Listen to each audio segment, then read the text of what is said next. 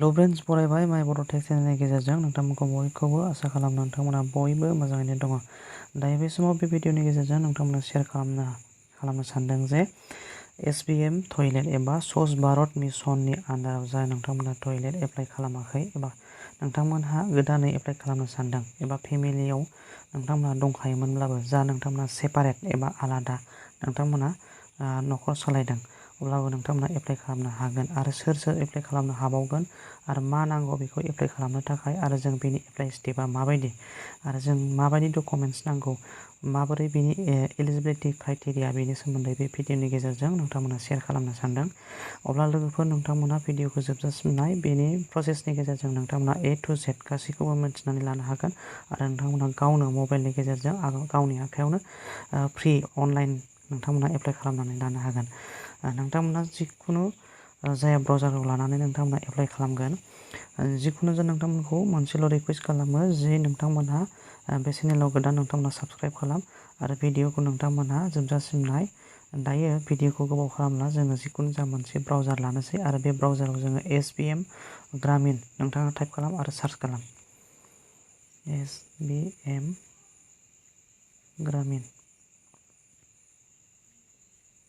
बेनिफ्राय नोंथाङा सार्च खालामदो। जोङो बेबायदि इन्टारफेस फैबाय। गाहायाव जों नुनो मोनदों स्वच्छ भारत मिशन, जों बेहाय क्लिक खालाम।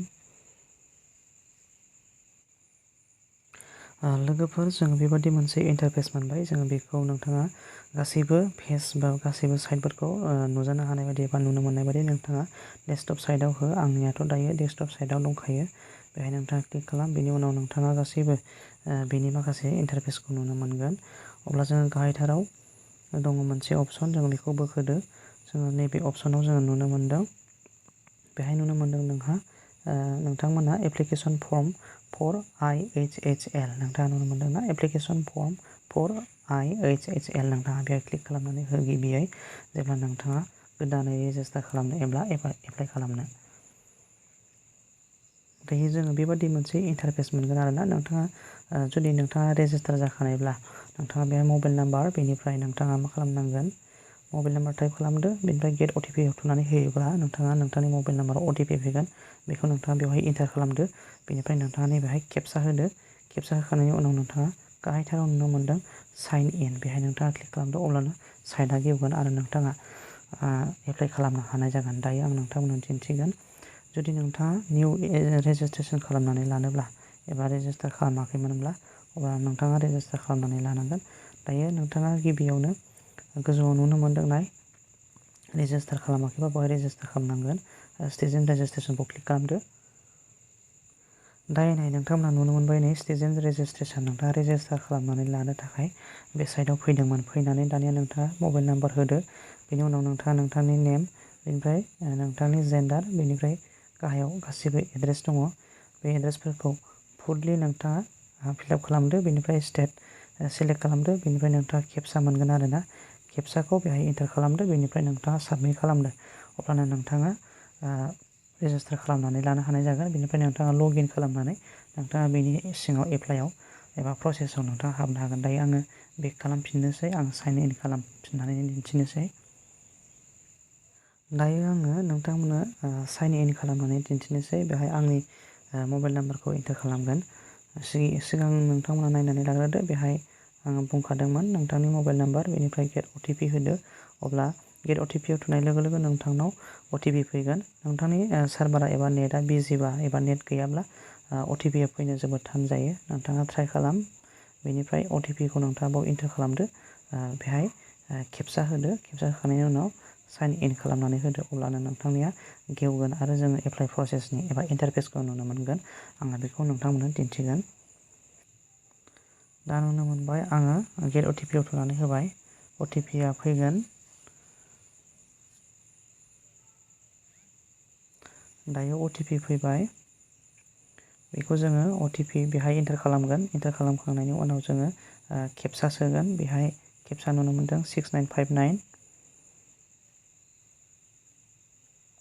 दायो आङो केपचाखौ एन्टार खालामखांनायनि उनाव बेवहाय नुनो मोनदों साइन इन। बेहाय आं साइन इनआव थुगोन।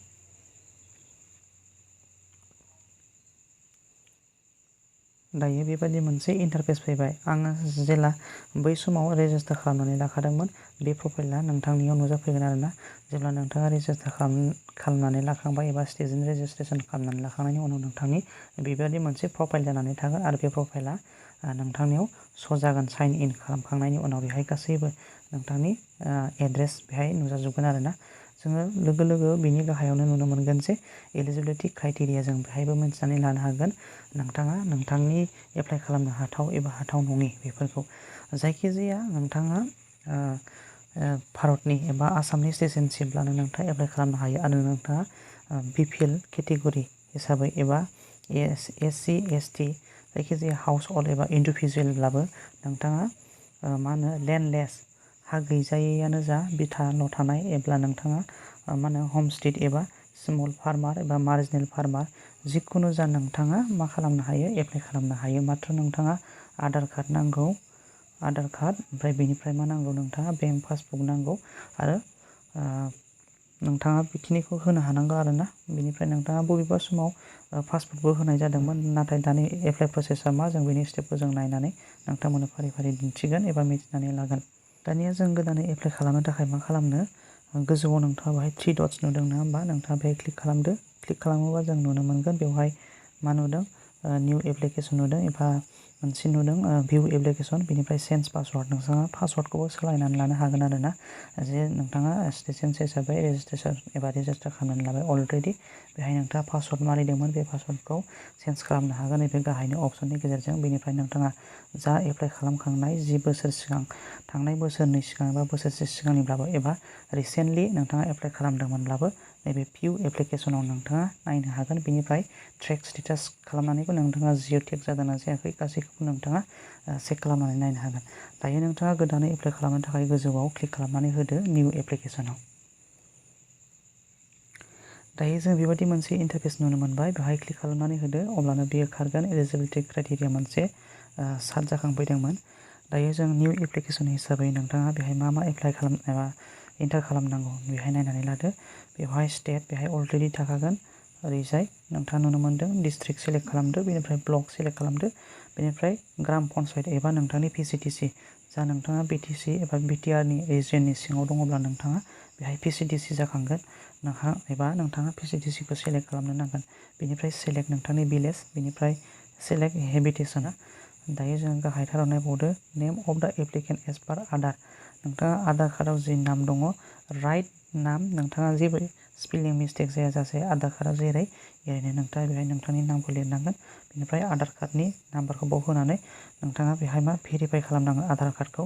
बे गोमो गाबनि नुनो मोनदोंना आधार भेरिफाइ आधार बेखौ नोंथाङा भेरिफाइ खालामनांगोन आरोना बाव एन्टार खालामखांनानै बेहाय टिक मार्क होखांनानै नोंथाङा भेरिफाइ खालामनानै ला भेरिफाइखौ क्लिक खालाम। बेनिफ्राय फादार हासबेन्ड नेम नोंथाङा जुदि हिनजावब्ला बेहाय हासबेन्डनि नाम होनांगोन। जुदि नोंथाङा हाबा जायोब्ला आइजोआनो जा हौवायानो जा नोंथाङा बेहाय फादारनि नेम एबा गार्जेननि नाम नोंथाङा बेहाय होनो नांगोन बेनिफ्राय जेन्डाराथ' जोङो नोंथाङा नैबेहाय सेलेक्ट खालामब्लानो मोनगोन बेहाय जेन्डार जाखांगोन मेल बा मेल फिमेल बा फिमेल। बेनिफ्राय केटेगरि हिसाबै नोंथाङा बाव नुनो मोनदों केटेगरि बेहाय नोंथाङा सेलेक्ट खालाम अलरेडि बेहाय थाखागोन APL आरो BPL। जोङो BPL टाइप बा BPL APL टाइप बा APL आरोना APL आव जों क्लिक खालामनाय लोगो लोगो बाव मोनसे केटेगरि जाखांबावोना जोङो नुनो मोनदों। लोगोफोर बेहाय APL एबा BPL खौ जों बाव सेलेक्ट खालामखांनायनि उनाव माखासे बेहाय साब केटेगरि एबा माखासे मा होनना बुंदों कार्ड नाम्बार बेफोरो बेहाय क्लिक खालामजानाय जायाखैमोन। बेनि थाखायनो नोंथाङा गोजौआव नुनो मोनदोंमोन बेहाय डेस्कटप साइटखौ आं अन होदोंमोन नङा होमबा। बे अन होनायखौ डेस्कटप साइटखौ नोंथाङा अफ खालामफिन अब्लानो नोंथांनि बै माखासे क्लिक जायो एबा सापर्ट जायो अपसना सापर्ट जागोन। दायो आङो डेस्कटप साइटखौ आं बोखारनानै आङो BPL टाइपखौ आं क्लिक खालामबाय। बेनिफ्राय बेहाय BPL टाइप बा नोंथाङा बेहाय अपसन ओंखारबावगोन जे बेहाय साबकास्ट हिसाबै नोंथाङा SD बा ST बाव सेलेक्ट खालामदो SC बा SC। बेनिफ्राय आधार कार्डआ थाखाबाय बेनिफ्राय नोंथांनि कार्ड नाम्बार आरोना बेहाय नोंथांनि कार्ड नाम्बारखौ होदो। जानो हागौ नोंथाङा बे कार्ड नाम्बारखौ आन्दायनो हागौ। मा कार्ड नाम्बार जोङो बेखौ नोंथाङा आन्दायनो हागौ आरोना। बे कार्ड नाम्बारा जाहैबाय BPL एबा बे कार्डनि माखासे नाम्बार थायो ID नाम्बार, बेखौ नोंथाङा बेहाय टाइप खालामदो। टाइप खालामखांनायनि उनाव नोंथाङा मा खालामदो, मबाइल नाम्बार बे थाखाबाय अलरेडि, इमेल ID नोंथाङा बेखौ होआबा जायो बा होबाबो जायो। बेनिफ्राय एड्रेस बेखौ फुल नोंथाङा गासैबो टटेल नोंनि गासै एड्रेसफोरखौ बाव आबुङै फिलआप खालामनांगोन।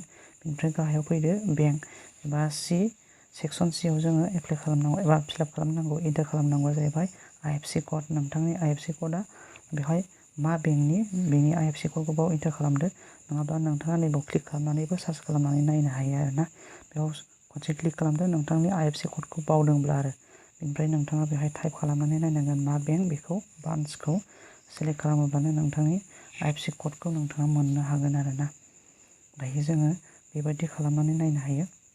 नो इउर IFSC क'ड, नोंथाङा IFSC क'डखौ मिन्थिनो थाखाय मा होनना बुंदों, नोंथांनि बेंक नामखौ बाव एन्टार खालामदो, बेनिफ्राय ब्रान्सनि नामखौ एन्टार खालामदो, बेनिफ्राय नैबेहाय चुज IFSC क'ड बेहाय क्लिक खालामनानै होदो। अब्लानो नोंथाङा IFSC क'डखौ मोनथिनो हाबाय। बेनिफ्राय जोङो मा खालामनांगोन, बेक थुफिनदो। दायो नोंथाङा मिथिनो हाबाय, IFSC क'डखौ बाव होदो। बेनिफ्राय एन्टार खालामखांनायनि उनाव नोंथाङा नेम अफ दा बेंक बेहाय टाइप खालामदो, नोंथांनि बेंकनि नाम, बेनिफ्राय ब्रान्सनि नाम। गाहायाव नुनो मोनदों नोंथाङा बेंक ब्रान्सनि नाम बेहाय टाइप खालामदो, बेनिफ्राय ब्रान्सनि एड्रेसखौ बाव टाइप खालामदो। गाहायथाराव फैदो, बेनिफ्राय नोंथाङा बेंक मा नांदों, दायो जोङो बाव मा नुनो मोनदों, बेंक स्टेट, बे स्टेटनिनो नाम आरोना। बेनिफ्राय बाव नुदों बेंक डिस्ट्रिक्ट नुदों, नोंथाङा बेयाव डिस्ट्रिक्टनि नाम आरोखि ना। बेहाय नोंथाङा डिस्ट्रिक्टनि नाम होखांनायनि उनाव एकाउन्ट नाम्बार नोंथाङा बाव टाइप खालाम। बेनिफ्राय खनसेबाव टाइप खालामबाव नोंथांनि एकाउन्ट नाम्बारखौ एबा कनफार्म हिसाबै बेहाय खनसे टाइप खालामनानै होबाव। बेहाय पेस्ट खालामनानै होनाङा दे, बेखौ नोंथाङा टाइप खालामथार, कनफार्म नोंथांनि एकाउन्ट नाम्बारखौ। बेनिफ्राय गाहायाव मा खालामदों, नोंथाङा अलरेडि बेवहाय बेंक पासबुकखौ खेबखानानै लाखानायखौ आपल'ड खालामनांगोन दे। अलरेडि नोंथाङा फाइल साइजखौ खालामनानै लाखा। बेयो जाहैबाय PDF एबा JPG-ब्लाबो जागोन बा JPG फर्मेटब्लाबो जागोन। नाथाय मा खालामनांगोन, 200 KBनि खम जानो नांगोन नोंथांनि फाइल साइजआ। नोंथाङा बेहाय चुज फाइलाव क्लिक खालामनानै नोंथांनि डकुमेन्टसखौ एबा बेंक पासबुकखौ, बेंकनि पासबुकखौ नोंथाङा आपल'ड होनो हागोन आरोना। बेखौ गासैबो आपल'ड खालामखांनायनि उनाव नोंथाङा नैबे एप्लाइआव थुनानै होदो। एप्लाइआव थुनाय लोगो लोगो नोंथाङा साक्सेसफुल देखायगोन आरो बेहाय ID नाम्बार जाखांगोन। नोंथाङा बेखौ स्क्रिनशट खालामनानै लानो हागोन आरो बे स्क्रिनशट खालामनानै लानाय ID नाम्बारनि गेजेरजों नोंथाङा नैबे 3 डट लाइनाव थांनानै मा खालामनो हागोन, नोंथांनि भिउ एप्लिकेसन एबा बेनि स्टेटासखौ नोंथाङा नायनो हागोन। अब्ला लोगोफोर निस्सय बुजिबाय नोंथाङा बे एप्लाइखौ एबा निउ टयलेट एप्लाइ एबा SBMनि आन्दाराव नोंथाङा टयलेटखौ माबोरै एप्लाइ खालामनो हायो। बेनि माखासे निस्सय स्टेपखौ नोंथाङा बुजिबाय आरो बेनि क्राइटेरिया सोर बेखौ एप्लाइ खालामनो हायो बेखौबो नोंथाङा बुजिबाय। जानो हागौ आं आसा खालामबाय नोंथांमोनहा भिडिअखौ मोजां मोनदोंबा लाइक खालाम आरो गोदानबा जुदि बे भिडिअआव नोंथाङा साबस्क्राइब खालाम आरो शेयार खालाम हाजासे, जाहाथे बयबो मिथिनानै